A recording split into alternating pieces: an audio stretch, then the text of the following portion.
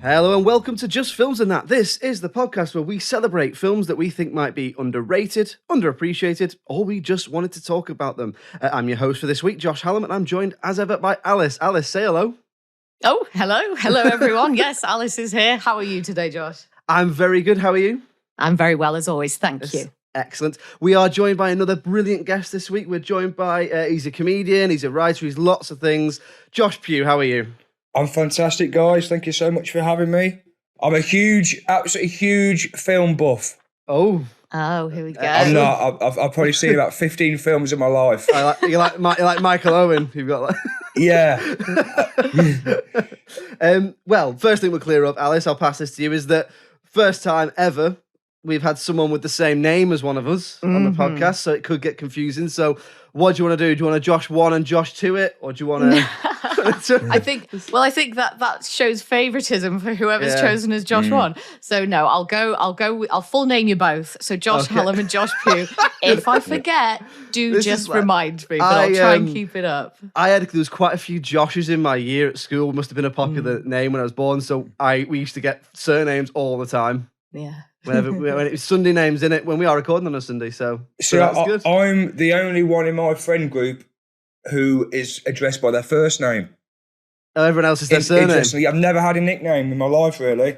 Oh, let's think of one. Let's think of one for you before the end of the episode. Yeah, well, I'm sure we'll come up with something. But yeah, so, and how old are you, Josh Hallam? I mean, why am I using that? I'm the other Josh. I don't need to use it. I was born 1990, so I'm 31.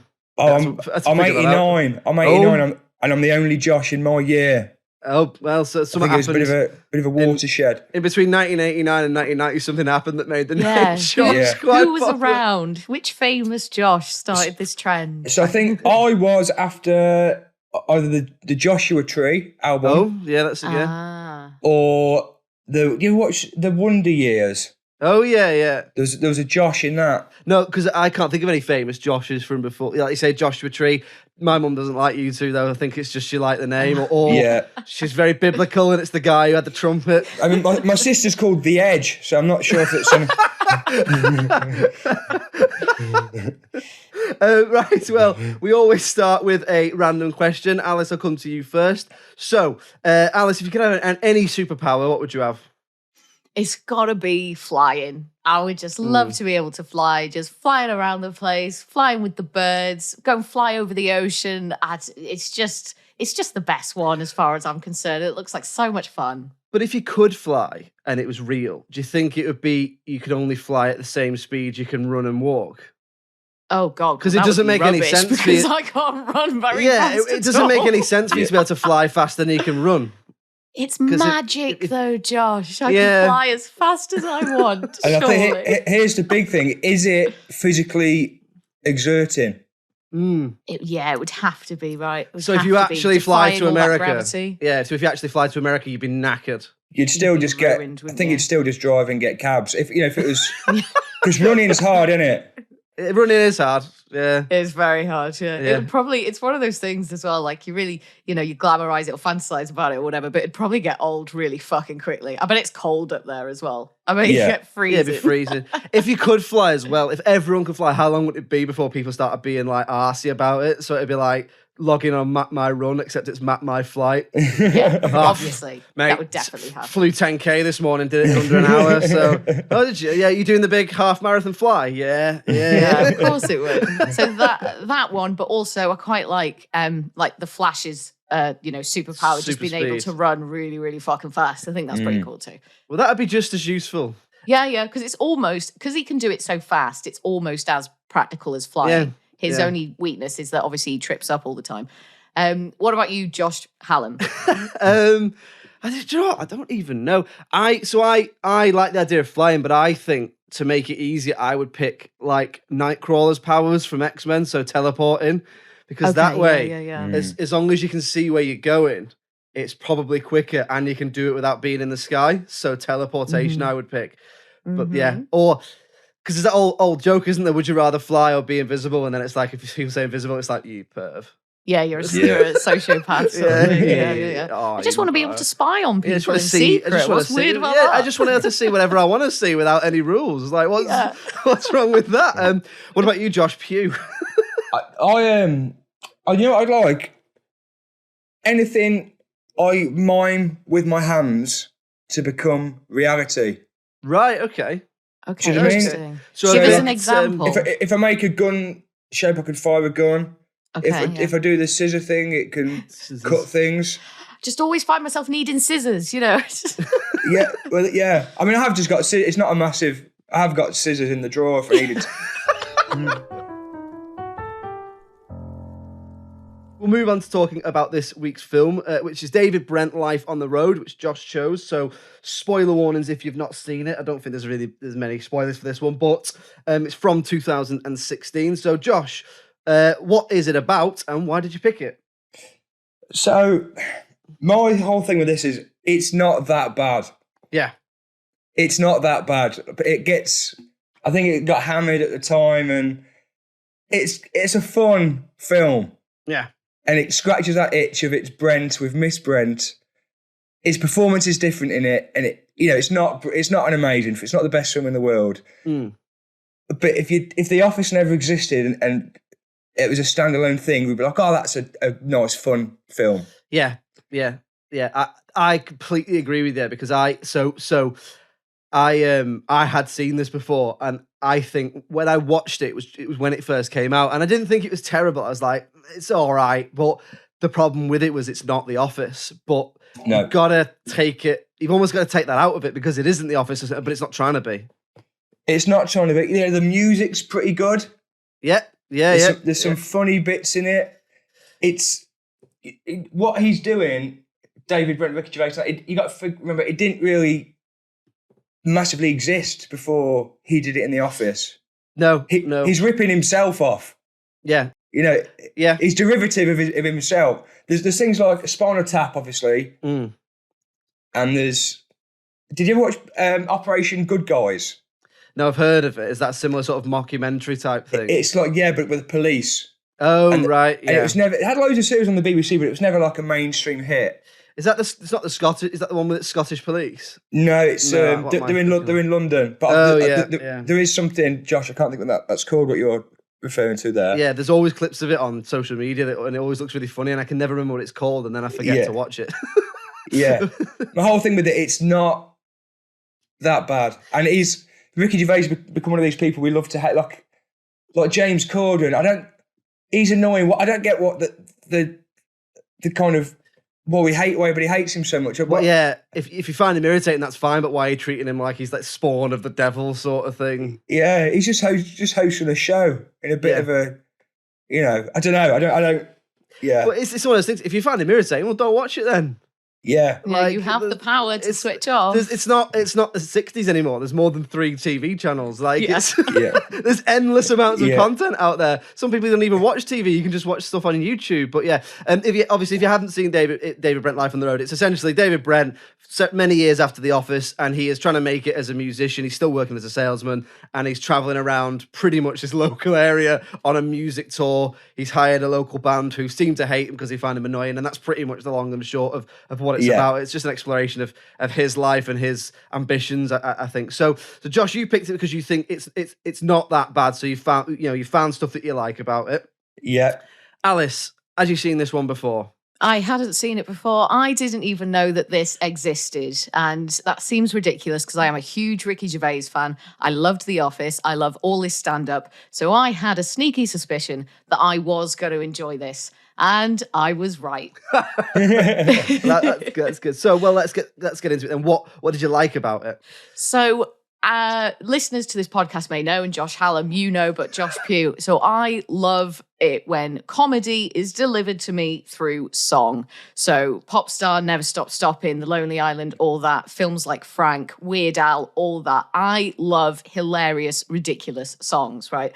And you get loads of them in this. We've got Don't Make Fun of the Disabled. We've got Native American. We've got Slough. We've got a brilliant opening number where and you've got this beautiful sort of like music video-esque montage where he's singing about Ipswich and Tesco and Costa and driving on the motorway. And you're getting all these, like, it cuts to these things.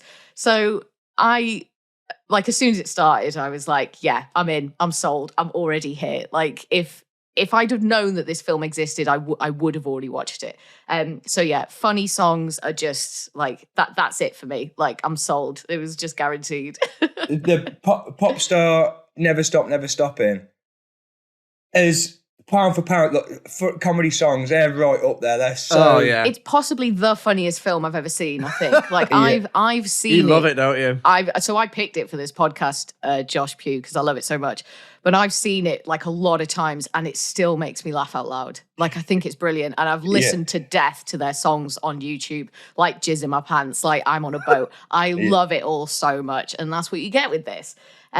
You come to learn very early in this film, I think, that David Brent hasn't changed at all. He is still this awkward, inappropriate, kind of sexist guy that he's always been. Like, he's in his office and he's speaking to his female co-workers. The way he talks to women, the way he talks about women is just absolutely terrible. So it's just interesting that he hasn't grown at all since The Office. He is still just this same guy. He's also quite an interesting depiction of this like desperate middle-aged man who's just clinging on to this part of his youth, like similar to Ricky Gervais as well. He was in a band, like he did have a slight music career. And he's hanging on to that. Like, that must have been the last time that he was truly happy because he wants to relive it. He's so desperate to relive it. So they go out on this tour and he's had to pay for, obviously, all these session musicians to come and join him. And it just isn't the same. And the disappointment and the sadness from him is palpable, I think. It is. And that's something everyone's experienced in their life, is you want this thing to be something and other people just don't care about it as much as you do. And it's heartbreaking. Like I did a video on Twitter a couple of weeks ago about building a bar, a home bar. Oh, yeah, like in your garden. In your garden. And people think it's the best thing ever. But then someone else is just indifferent towards it. Yeah. Your heart just sinks. And also, he knows, really, deep down, he knows it's not going anywhere. But I think that's the real genius of Brent, though, is that there is comedy and tragedy side by side, and that's why it's so funny. But that's why it's so sad, because, like Alice says, he's so desperate to be accepted by his peers and the people around him. He's desperate to be liked and thought of as funny and a nice guy and a good boss. That in trying to be accepted, he pushes people away and ends up with the band who he's touring with. He has to pay them to have a pint with him after one of the gigs and that sort of thing. And I think that awkwardness, that social awkwardness of, like you say, Alice, the way he is around women, but literally anything, any type of part of society, he tries to make sure that he points out if he's got a black friend, or, like you say, just things that tries to draw attention to things like disabled people, but in doing so, does it so socially awkwardly that it makes him look like an idiot, even though it's all about having the best of intentions. And so that is what. And so in doing so, in trying to be likable, trying to be a good bloke, he essentially makes everyone who's what you might consider like a mainstream sort of thing to shun him.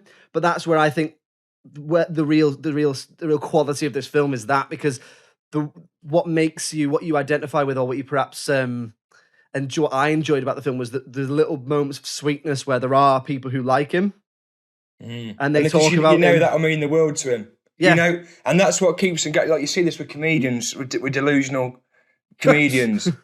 They'll have 8 bad gigs, and then they'll get one little glimpse of that was good, and it's those things that keep them going. And I feel it's the same with Brent in this.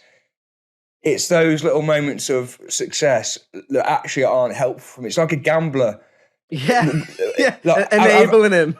Yeah, an occasional win. Like, I'm so bad at gambling, I never win, so I could never be addicted to gambling.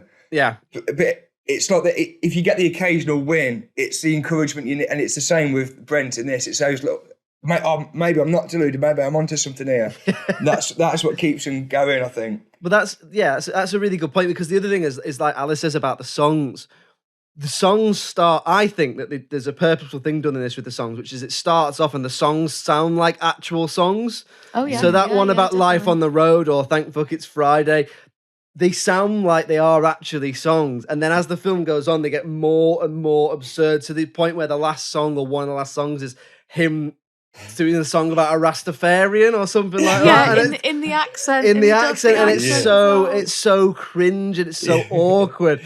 But it's the same. It's the same with other musical comedies, like say Spinal Tap does it, Popstar does it, where some of the songs, the songs in Popstar sound like songs that someone like Justin Bieber would actually release. Oh, yeah. Yeah. And that's why by mirroring reality so closely, that's the real genius, I think, of the music in this film.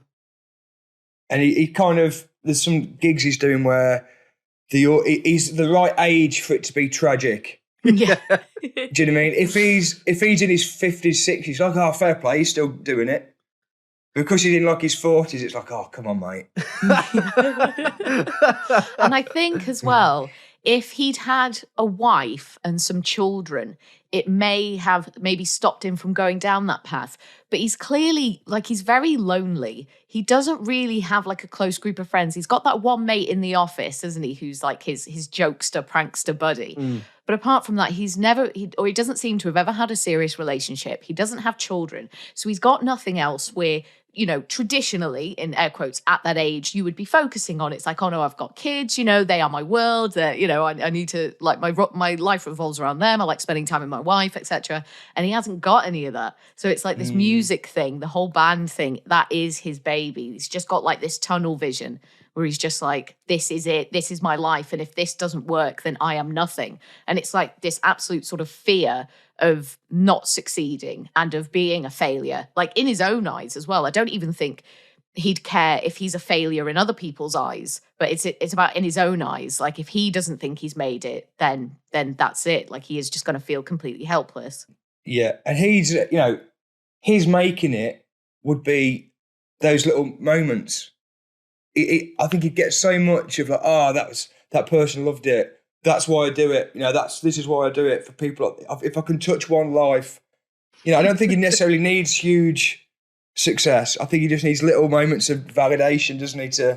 And that's where I think the film really succeeds is when he gets any sort of acceptance. I think that's where the film gets you a little bit. So the funny thing is that he goes on this tour, so to speak, where they're all not wanting to hang out with him, and the people he wants to like him don't like him. But back at his office, there's at least 3 people who are really sort of sweet on him. So that the receptionist, there's his friend Nigel, and then there's the woman who's like in accounts, and they all have these little monologues about, he's a good guy, he wants to be liked, but why are people, and then why do people not like him? And then there's other people in the office who are just sort of, you know, salesman dickheads who don't like him.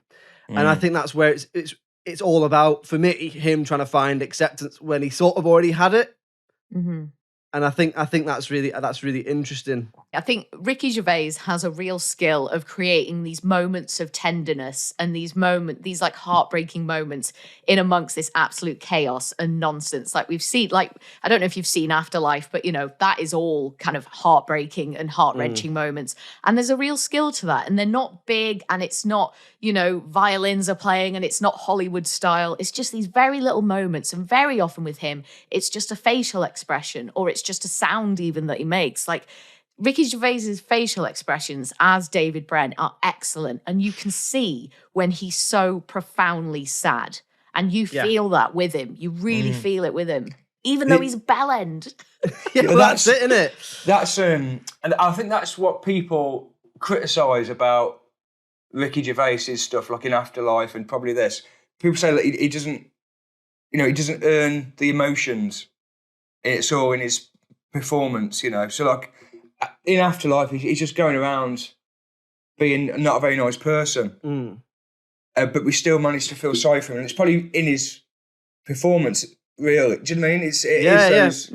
That is his thing. Because he's not your typical leading man, is he? So I think that's another thing. There must be a relatability in the fact that he's a normal looking, normal seeming bloke. And I think that, and what he does, just to touch on what Alice said there, Ricky Gervais does a really good job. He writes characters that are sort of slightly outside of the mainstream in terms of society, I mean, who find acceptance in those around them. So David Brent does it in this, Andy in Extras does it, Derek does it, I can't even remember, Tony does it in Afterlife. You know, it's all about finding a little glimmer of, a little nugget in the shit sort of thing. I don't really know how to put it, but he does that really well. It's sort of about, I guess, maybe being happy with what you've got, finding acceptance in kindred spirits, that sort of thing. Yeah, and he's also kind of like,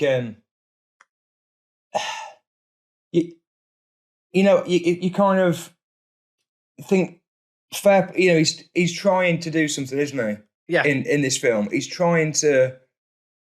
I mean, he's delusional. Yeah.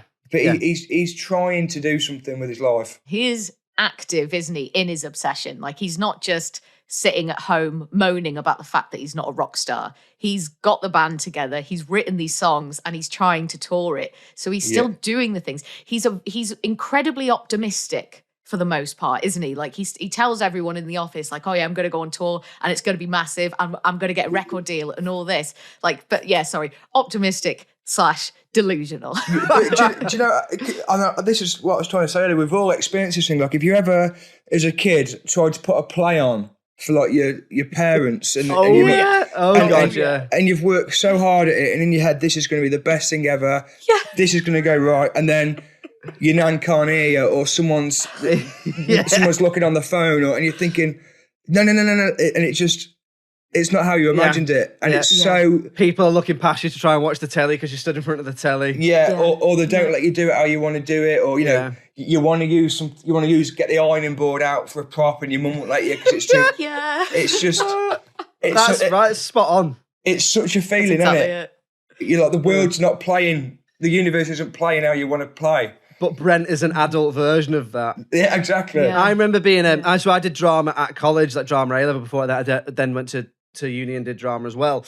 Look where it got me. But anyway, so I remember doing drama A level, but a lot of the people in my class were just doing it for what they said was a DOS subject. Yeah. But if you're into drama, that's the problem, is that some people aren't bothered, and you're trying to like seriously put on. I remember we were putting on like a Greek. We were given the stuff to do by our teacher. We weren't picking it. But we put on like a Greek tragedy or something like that, and everyone's just dicking about, and like there's like you and another person who actually maybe want to go into the industry or whatever, and you're like going, come on, can we just like stop pissing about with the prop swords? Like, come on, like you say, everyone's just messing about. Oh, it's awful. It's an awful feeling. It's heartbreaking. You're putting on a, like I do it now to my wife, and I'll say, is this a funny bit of stand up? Yeah, and she'll get distracted by something I've said within the bit, and doesn't then listen. Do you know what I mean?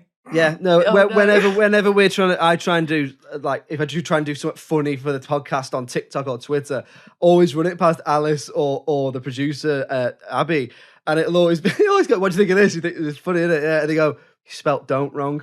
You're like, oh, that exact thing, Josh. That exact feeling. But yeah, no, that is spot on, and yeah, I suppose the world is sort of pissing on his chips a little bit, isn't it? That's the whole thing. But I think they do a good job in this of something they do in The Office, which they do the opposite of in this, is that no one in the office really likes him. Yeah. So they tolerate him, but most of them find him irritating. Because even like Gareth, who's or Tim, or his whatever. closest, like Gareth is like his closest sort of buddy. But that's not a really healthy relationship. And then you've got Finchy, who obviously comes in from the other office, and he just rips him mercilessly, doesn't he? It doesn't feel like there's any genuine friendship there, and nobody genuinely cares for his well-being. That's the way it comes across. But in this, they do a really good job of balancing people who literally like him, they think he's a good bloke, people who think he's irritating, to the point where at the end, the band changed their tune a little bit and sort of come around and go, oh yeah, he's all right. And then you get that really lovely moment where Tom Basden's character buys the snow. Pays for the snow. And that goes back to what Josh is saying. He really wants this fake snow for this Christmas song. Everyone's going, why are you getting fake snow, 1,500 quid? It's a waste of money. And then in the end, it's like, oh, he just wanted some snow. I just bloody paid for it. Yeah. And it's really sweet. It's a really sweet moment. But yeah, that's one of the things I think they humanise Brent a little bit more as a character in this by moving it on from everyone thinking he's just a bit of a tit to people actually liking him as a bloke, or people not liking him. Like you say there, he really thinks in the office that Finchy is his best mate.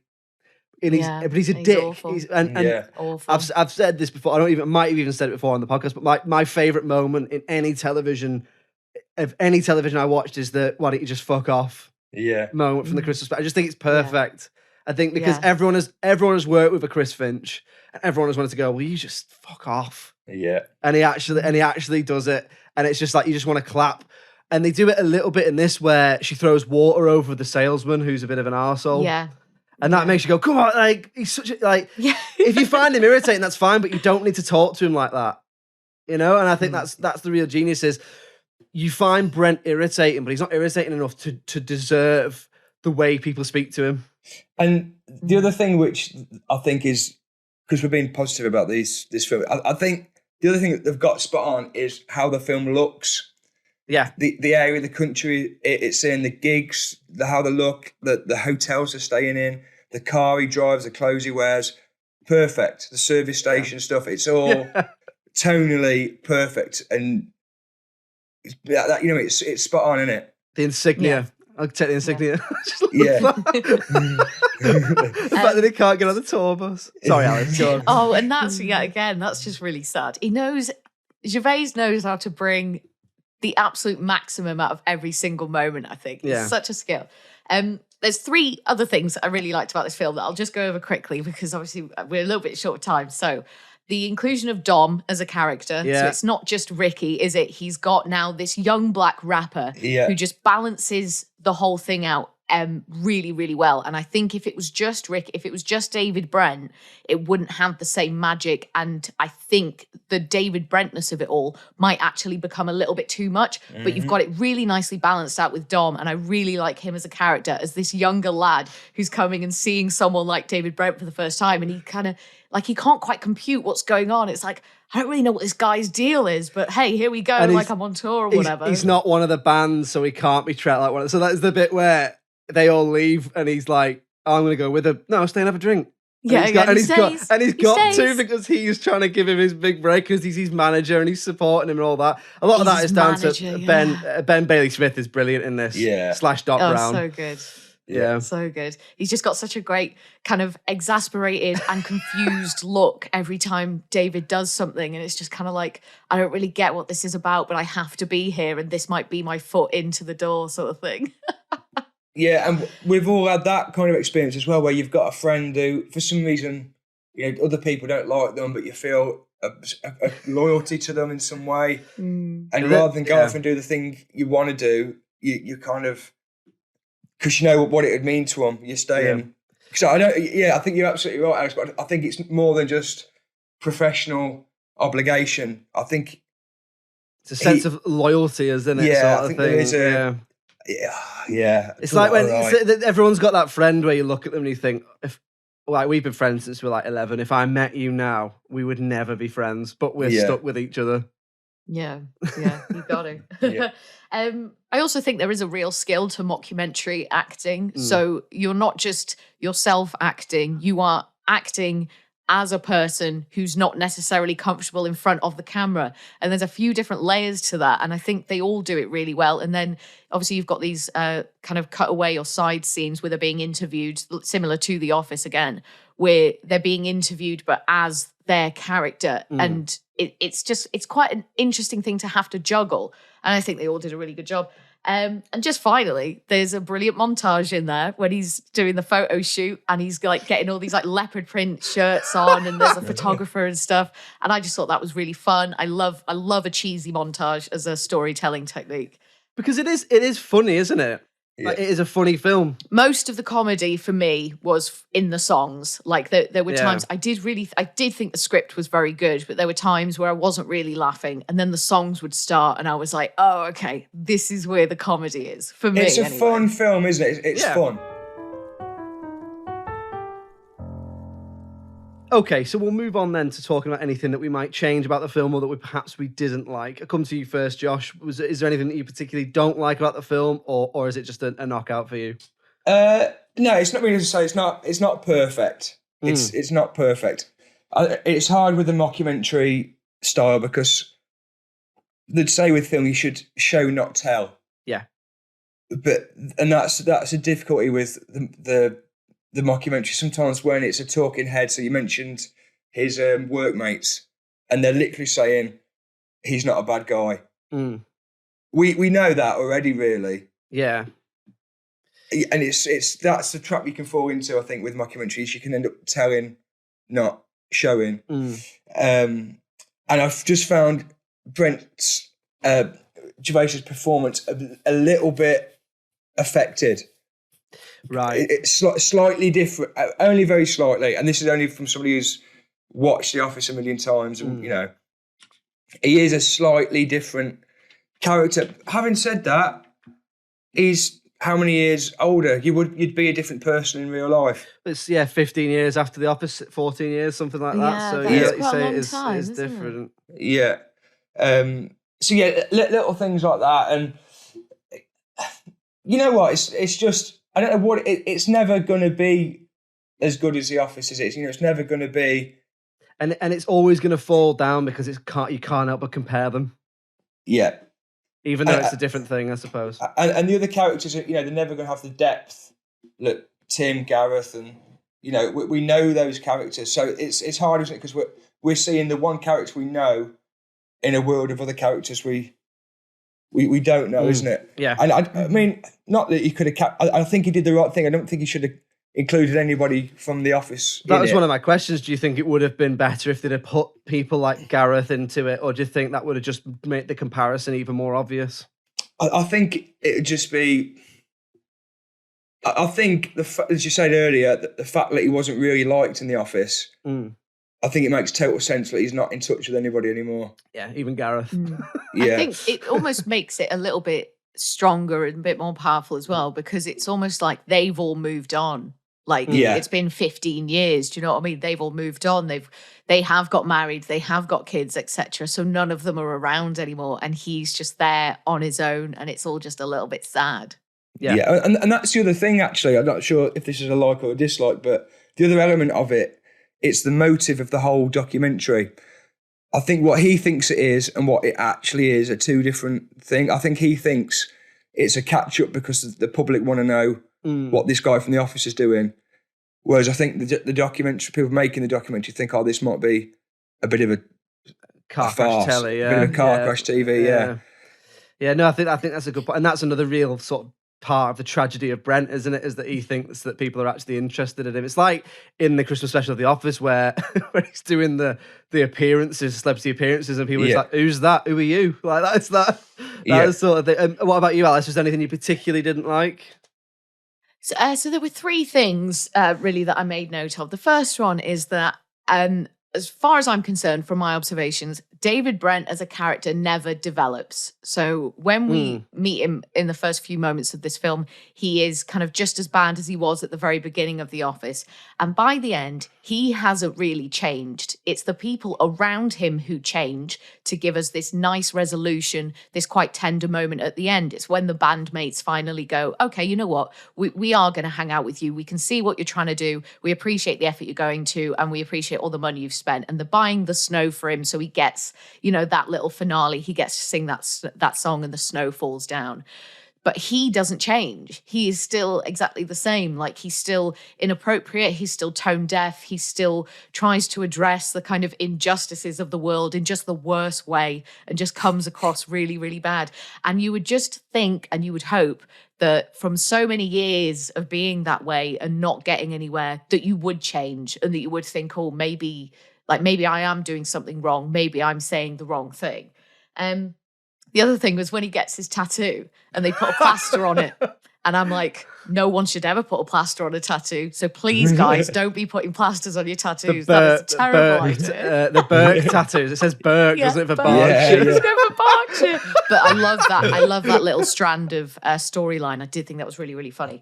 And the final thing really is, so I don't think if you haven't seen The Office and you're not familiar with Ricky Gervais, I don't think you'd enjoy this film. So I feel like you're isolating a huge, huge chunk of the audience there. But having said that, this does also feel like it's a film for The Office fans. It's just a little bit more Office. It's a little bit more David. Do you know what I mean? Yeah, it's like The Office Christmas special and then that's like a stepping stone, isn't it, to this?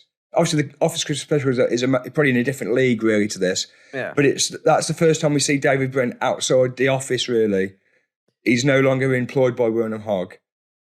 And he's still trying to do the same thing as well, because he's released a single, hasn't he? And exactly. And it feels like this is the next step. It does feel like it's the next chapter for him, isn't it? It's like we wanted to see how he was doing. Because I think that what you both just said there about it being for the fans of The Office, I think that was probably reflected in its success, which obviously will come on to the critical reception, which is, I don't think particularly in terms of box office, it did that well, because A, it's a long time after The Office, and B, it's isolating. So it's like people who, like you say, if you people who are only going to go and watch this if they like the character, you're not going to just go and watch it if you've never seen The Office. Why would you?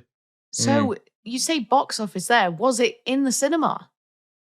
Yes, it was. Yeah, it would come in the Was it? cinema. Yeah, Yeah. okay. I don't think I it thought did particularly well. Right. I don't even know if it got it like its budget back or anything like that. Yeah. But no. So compared to some of the Ricky Gervais's other films, which I know are more Hollywood, things like Ghost Town or Cemetery Junction and Invention of Lying, Invention of Lying, all that sort of stuff. I think they've done. But I mean, I don't even know if like Ghost Town was him writing it or if he was just in it. I can't remember. But and he's been in he was in Stardust. Wasn't he? He's in.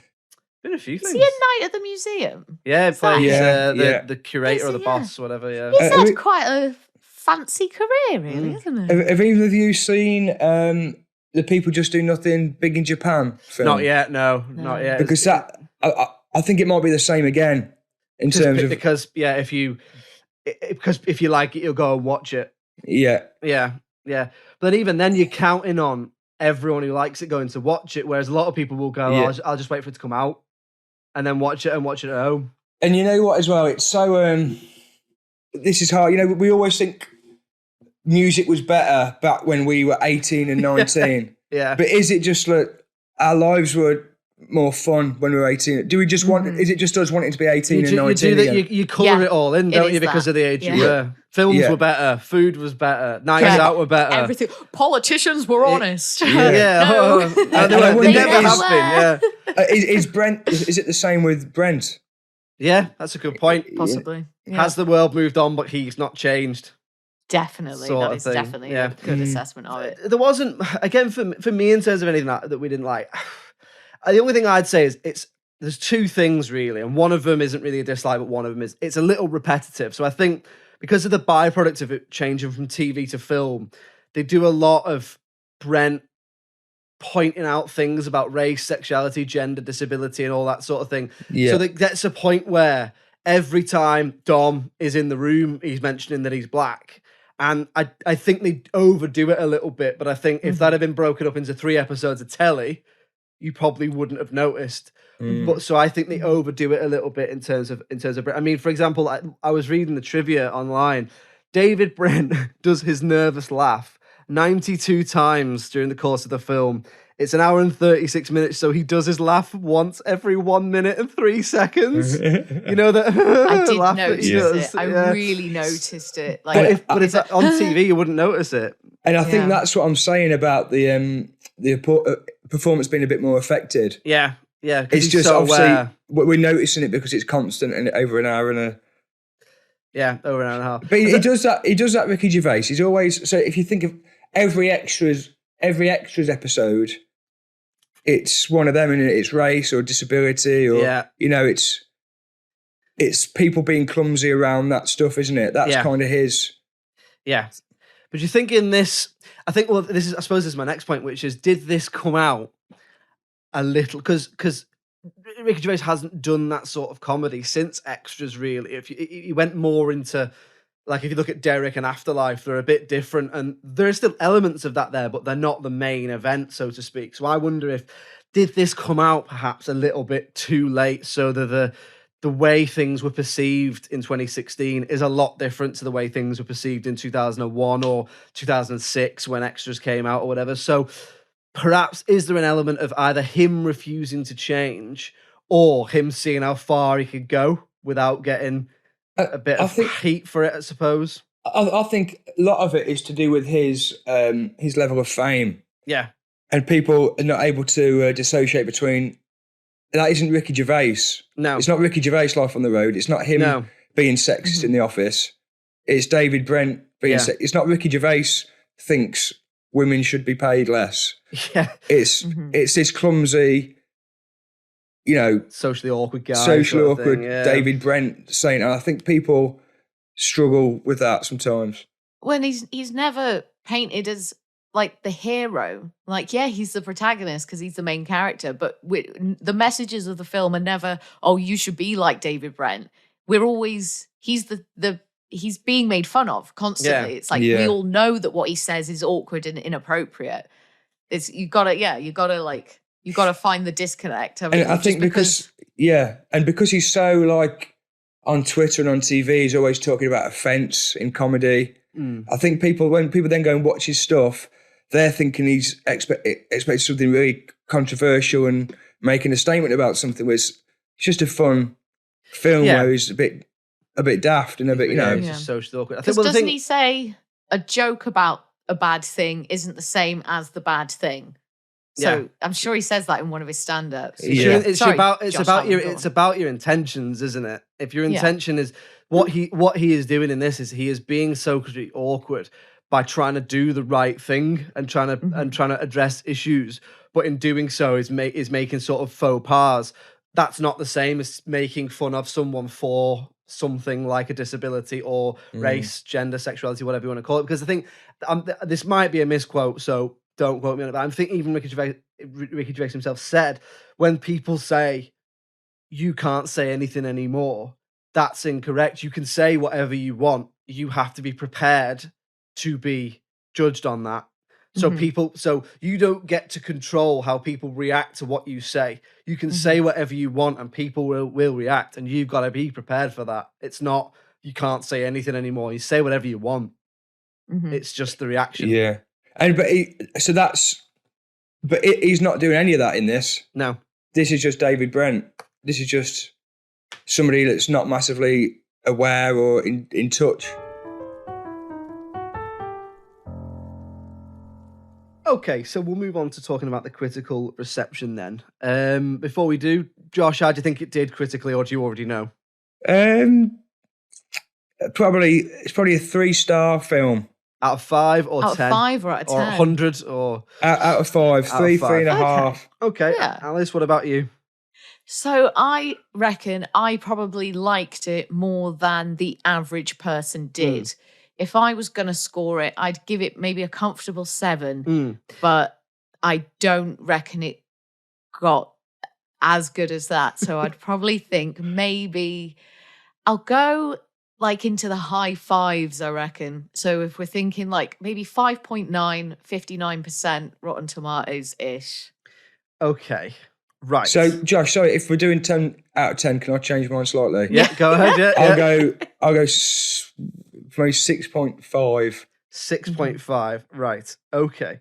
That's interesting then. So at the time of recording on the 2 platforms that we use, IMDb gives it 6.3 out of 10.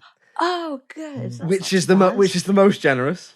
Yes, I imagined it would be. So on Rotten Tomatoes, the critics give it a slightly less, but not much less, generous 59%.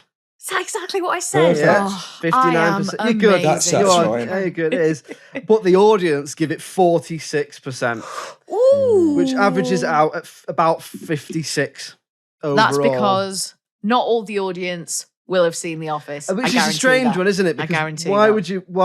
would you watch this and then give it a bad review if you hadn't seen The Office? Or if you just accidentally came across it or something. Yeah, right? Sure. Yeah. So, what do we think then, Josh? I'll come to you first. Is that harsh? Is 56% or 5.6 out of 10 harsh? You know what? It's so hard, isn't it? Because there's so many factors with this. It's excitement versus what's delivered equals the score, isn't it? Yeah, absolutely. It's your anticipation for it, your excitement for it, the anticipation plus the film itself equals. It's a 5. It's probably a 5 out of 10 film. But then how do you is Spinal Tap? That's not a 10 out of 10 film. No, but then it's also subjective, isn't it? All three of us clearly like The Office, so we're going to have more affection for this character in this film than some of the people who are rating it. What do you think, Atlas? Is that harsh or is it spot on? So I can see where it would be difficult, I think, for people who aren't a fan of The Office and who aren't a fan of Ricky to enjoy this film. However, I enjoyed it a lot. It was funnier than I thought. I do think there's a real skill to mockumentary filmmaking. There's a real skill to making comedy songs that are actually genuinely funny instead of just ridiculous. And as the film went on, the songs just got more and more funny, in my opinion. So I will say that I do think it is underrated. And I'm going to have to say as well that it's a little bit underseen because I hadn't even heard of it. You hadn't even heard of it. What about you, Josh Hallam? Where you sit on this? I would agree. I think there's flaws to this film. I do think it probably came out a little bit too late in terms of the way that the sort of cultural zeitgeist, if you will, had changed. But I still think it's underrated. I think, like you said, this is a solid high 6, low 7 film. It's okay. I do think it probably does rely on a bit of affection for the character, but it's not. I mean, 46% from the audience, that's harsh. I think that's harsh. So what do we reckon between the three of us then? Is that underrated? Yeah, I think that's underrated. Yeah. There we go. Underrated, there we go. Thank you very much for coming on, Josh. What can we look out for? Where can we send people to look out for your stuff? I'm Josh Pugh Comic on all the socials. Yeah. So and if I'm doing gigs and stuff, I usually put it on there if I remember to do that. Yeah. So just Josh Pugh Comic on Twitter and Instagram, TikTok as well. No, I've not ventured into TikTok. I'm a bit wary of TikTok. It's yeah. I don't know what it means. If you get 1 million views, what does that mean? We try and do it, and you log on, and it's just teenagers mouthing words to films and songs, and you're like 250,000 views. That how has it got to like what are they doing?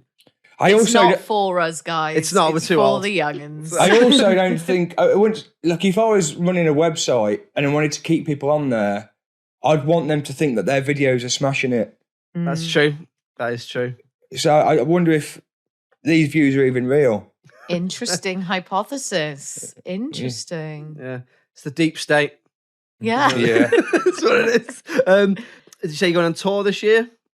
I'm going to do a tour, but that'll be autumn. I'll do Edinburgh, hopefully. Okay, brilliant. Well, we will make sure we point everyone in the direction of all your stuff. But thank you very much for coming on.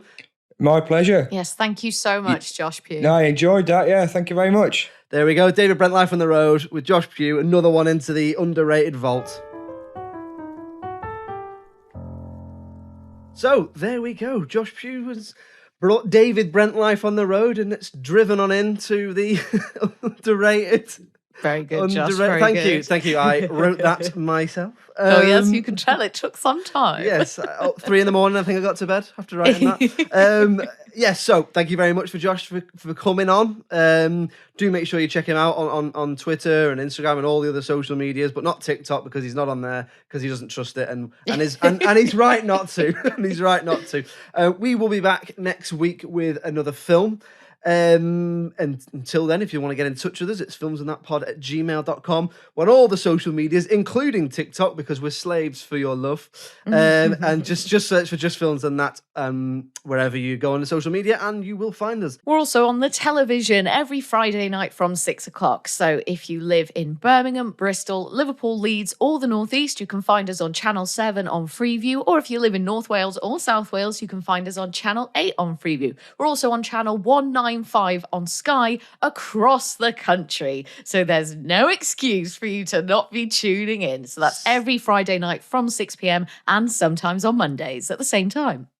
Get that on series record. Yes, we will be back with another episode and another film next week. Until then, Alice, Oliver, thank you for joining me. Thank you so much, Josh. It was a pleasure as always. Josh Hallam this time. Thank you, Alice. Oliver, we'll have to get another Alice on. Yeah. If you're someone called Alice who wants to come on, it's not this Alice, then come on. Anyway, yes, thank you very much. It's goodbye from me. Cheerio. Bye.